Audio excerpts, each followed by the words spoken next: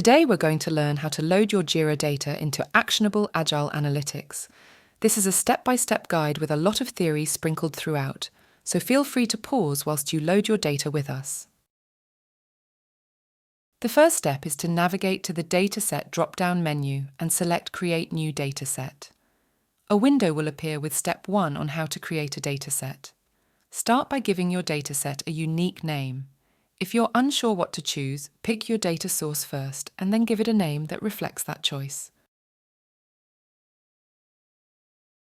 Users can choose to load their work items from a filter, board, or space.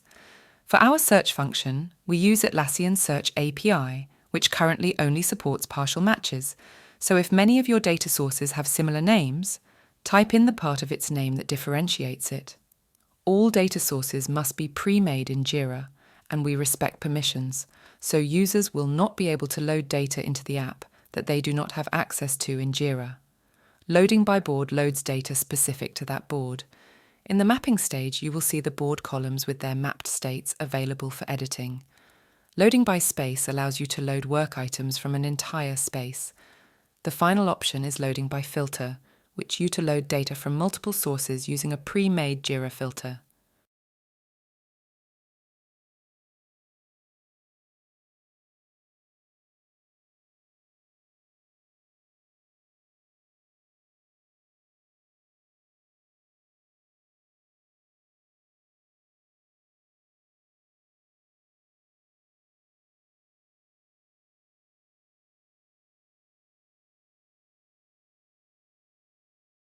You can apply filters for created after and resolved after so that you can limit the items in the dataset. This is especially useful if you're loading from a space with a lot of work items or you simply want to focus your analysis. You will also have the option to exclude subtasks from your dataset. The second step in the data loading process is the mapping stage, which requires users to map their data the way they would like it to appear in the tool. Depending on which data source you chose in Step 1, you'll either see column names from your chosen board or status names that work items from your space or filter have used.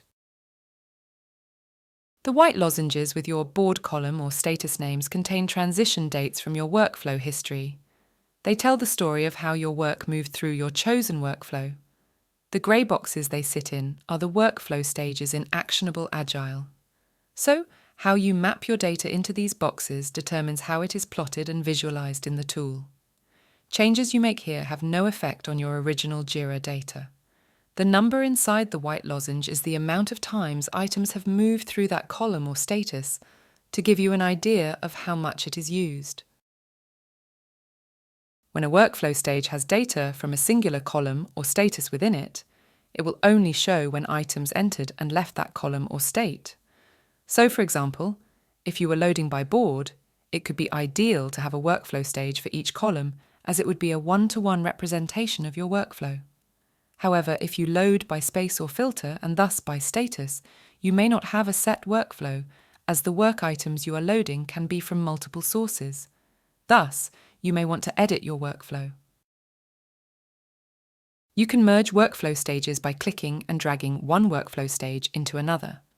It is especially useful if you have similar columns or states such as in review, reviewing, or simply do not need to have granularity between certain columns or states. Users can rename their workflow stages to reflect any changes in mapping given. For example, it may be that you're loading data from multiple teams whom use a review process, but they're named differently. You want to map them to the same place, but you're more familiar with review over in review, so you rename the workflow stage to what you're familiar with. You can add workflow stages by selecting the Add Stage button, and they can delete workflow stages by selecting the X icon in the chosen workflow stage.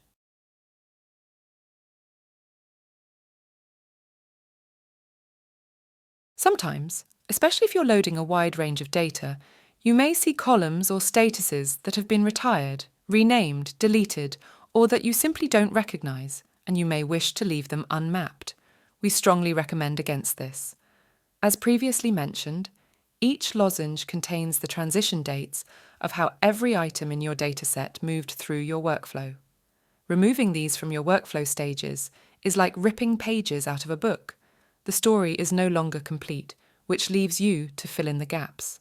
And Actionable Agile will do that, because the data doesn't disappear when it's left unmapped. It is simply adrift, and the tool will try its best to anchor it somewhere, but without a captain to steer, it will often end up off course in your workflow. An undesirable end indeed.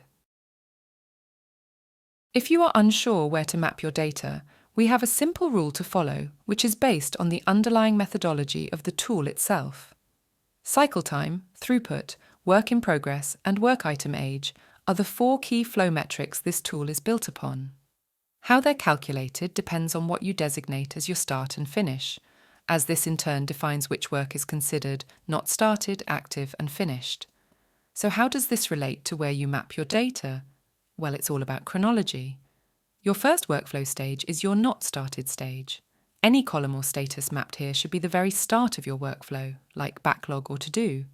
Next comes your active workflow stages, like in progress, analysis, and review.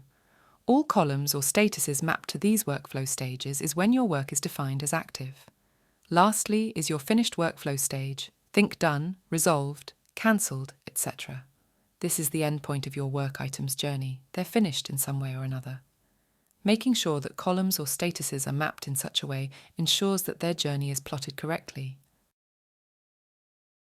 If an item is moved backward from, for example, pending release, to a previous stage, such as in progress, the date stamp recorded for pending release and any subsequent stages it moved through are removed, and the accumulated time that the item spent in the downstream stages that were removed is then added to the cumulative time spent in the destination workflow stage, so in progress. This makes it appear as if the item had been continuously in the prior stage since its original entry date. This ensures that our charts, which are founded upon time metrics, do not show the past in the future, and vice versa. You do not want your cumulative flow diagram going down. When you're finished with your selection, hit Next to navigate to the last step of the data loading process. The third and final stage is selecting any additional fields you want to aid in analysing your dataset. By default, ActionableAgile brings in key fields such as key, summary, and labels, but you may want to add some additional fields. You can do this from the available fields list, select any additional fields you want to include, and use the arrows to add or remove single or multiple fields from your dataset. You can filter via any default or additional fields included in your dataset, allowing you to focus your analysis. Hit Finish and your data will be loaded into the tool. Now that your data is loaded into the tool, you can check to see the parameters of the dataset at any time by selecting the Information button on the right-hand side of the dataset drop-down menu. You can favorite, refresh, edit, change permissions, or delete your loaded dataset under the Currently Viewing tab in the Dataset drop-down menu. You can also take the same actions for all datasets in the Find or Manage a Dataset window. What actions you take will depend on whether you are an admin or a viewer of the dataset in question. Editing will allow you to change any part of your dataset, from the data source and filters in Step 1, rearranging and changing your mapping in Step 2, and adding or removing any fields in Step 3. If you want to check your data integrity, the source data chart gives you a clear tabular view of the data you've loaded in. This makes it super easy for users to check accuracy, troubleshoot any hiccups, and keep an eye on workflow history. The chart is great for auditing workflow movements, identifying anomalies, verifying timestamps, and catching any backward flow of work items that could impact cycle time data. Just make sure you're using the raw data view. This way, it'll make sure no filters are in effect. Remember, we respect permissions, so if you and another user have loaded the same data, you might have a different number of work items due to differing permissions. That's it for data loading, so what's next? Head on over to our chart tutorials playlist to find out which chart does what and how flow metrics work. This will help you utilize the tool so you can operate with greater predictability, make timely adjustments, and continuously improve your efficiency and delivery speed.